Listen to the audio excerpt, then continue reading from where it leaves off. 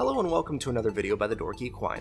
Today I'm going to mix it up a little, and instead of following my usual format of posting short gaming clips and highlights reels, I'll be bringing you a hardware benchmark. Shocking, yes I know.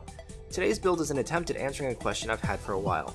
What effect, if any, does buying the highest binned, highest clock CPU of a generation have on longevity? With the current trend of releasing new processors seemingly every year by two major CPU manufacturers, sometimes it seems as if you're already being left behind when buying the current generation. I'll be attempting to prove that if you can go with the best performing CPU of a generation, albeit an expensive choice, that cost should be able to mitigate itself with the longevity that kind of performance can give. The hardware combination I've chosen is an Intel Socket 775 build, where the CPU, motherboard, and RAM are the best that you can get for the year 2007. The core of any build are these three components, and typically graphics cards and storage are switched out with more frequency than the core components. The specs run as follows. We have an Intel Core 2 Extreme QX9650, which according to Intel's own ARC, launched Q4 of 2007. Brand new, this processor retailed anywhere between $990 to even $1,000 in some markets and was the flagship model for the core lineup at the time. The motherboard is something special, having NVIDIA's own SLI chipset and being an NVIDIA reference motherboard made by XFX. Yes, for those of you not in the know, NVIDIA was in the motherboard business for a short time. Their Enforce chipsets made SLI possible at the time and was an extra component on motherboards. The memory is in a dual-channel 4x2GB configuration of DDR2 at 800MHz for a total of 8GB of RAM. This would have been considered extreme over-the-top overkill in 2007 and would not have come cheap, but that is the theme of this build. Before we move on to graphics, I just want to say that I'm attempting to test whether this CPU, motherboard, and RAM combo, which is the core of this build, will still work a decade later. That being said, and since this is an Enforce SLI board, we have two EVGA GTX 980 Ti's in SLI. Is it overkill considering that we have PCIe X16 2.0 and 1.0 respectively on this board? Yes, but with such an extreme configuration, we get to see where the CPU and memory falter. Of course, with a build this old, it would not have been a true performance test if we didn't push the CPU to its absolute limits, and to give it a fighting chance for modern workloads, the clock speed was increased from a stock frequency of 3.0 GHz and 1333 MHz frontside bus speed, to a stable overclock of 4.1 GHz with a frontside bus speed around 1468 MHz. RAM speed was affected by this, and RAM got a nice bump from 800 MHz to 965 MHz. The 980 Ti's received a nice 145 MHz boost in clock speed and a 71 MHz bump in memory speed, as well as a 109% power limit to really pull all the stops at making sure that this computer performs at its absolute best. On to the gameplay benchmarks. First up we have Car Mechanic Simulator 2016. This game played very well at 1920 by 1080 resolution on high. 1% lows were near 73 frames a second with the average in the high 100s. As graphically pleasing as this game is, I really did not expect it to run so well. Grand Theft Auto 5, however, is a different story. With SLI enabled running a resolution of 1280 by 720, the benchmark averaged around 22 frames a second with 1% low in the 10s with texture loading issues, as you can see by the capture footage. Loading up GTA 5 with a single card, the benchmark improved markedly with an average in the 30s, 1% low in the teens, and less texture loading issues than the last time. It should be noted that when the benchmark was run without shadowplay on, the texture loading issues all but disappeared. This could be due to the fact that from the entire time GTA was loaded, CPU usage never strayed from 100%. This game is heavy on CPU usage and it shows in these benchmarks, as running this benchmark again on 720p with all the graphics settings turned to low, the same results are had.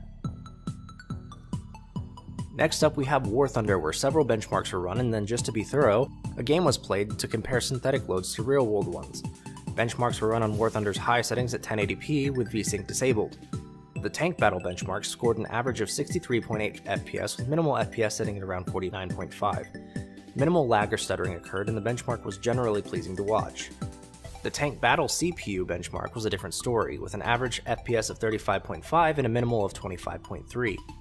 Low frame numbers and stutters are expected here, as even more modern CPUs run into this specific benchmark at sub 60 numbers and generally isn't reflective of actual gameplay.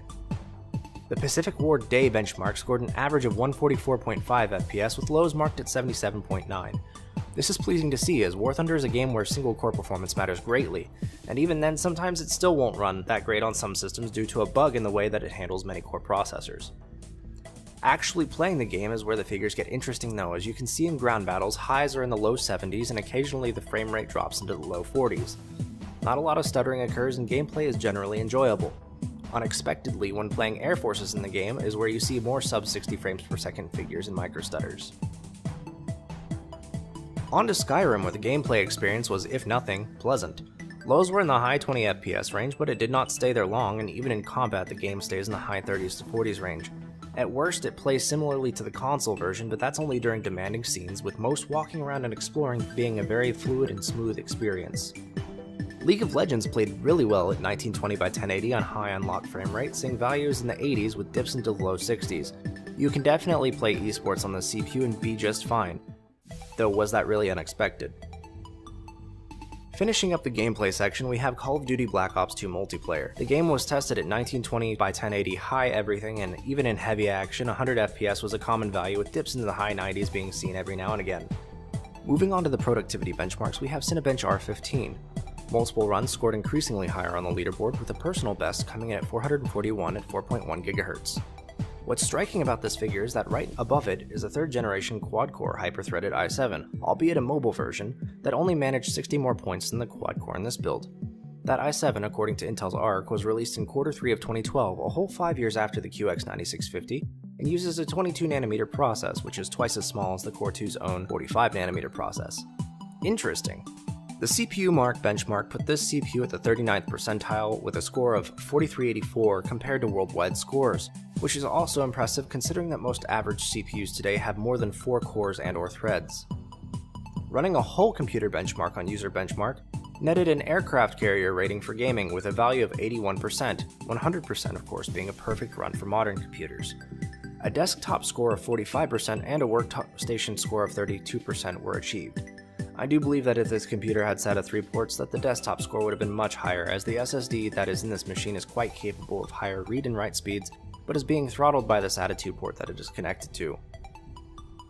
Using the price figures for the Intel processor, forum posts for the motherboard, and the Wayback Machine to price what DDR2 RAM was going for back in 2007, the core of this build would have cost around $1,700 retail, and that's before you account for storage, case, power supply, graphics card or cards, and incidentals.